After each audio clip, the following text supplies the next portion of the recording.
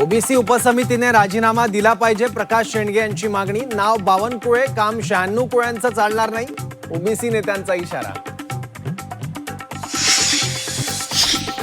कोकण विधान परिषदेत बंडखोरी शमवण्यात महायुतीला यश. बंडखोर उमेदवार जुईली दळवींनी अर्ज मागे घेतला.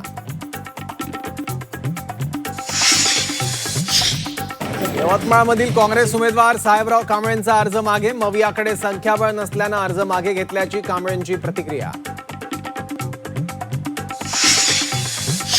पैसे वाटून निवडून येणं एवढंच माहिती. साहेबराव कांबळेंचा दुष्यंत चतुर्वेदींवर निशाणा. आमदार असूनही कधी जनतेत गेले नसल्याचा टोला.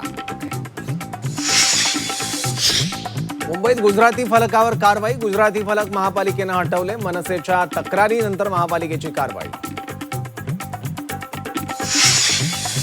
पुण्यात इन्शुरन्स कंपनी तरुणीचा विनयभंग. विनयभंग करणारा आरोपी बॉस जाफर सय्यदला अटक.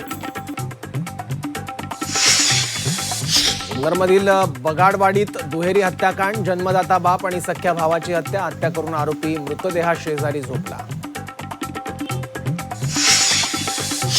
नाशिकच्या बागलाण बाजार समितीत कांदा उत्पादकांचं उपोषण. निर्यात बंदी उठवण्याची मागणी. निर्णय होत नाही तोपर्यंत आंदोलनावर ठाम.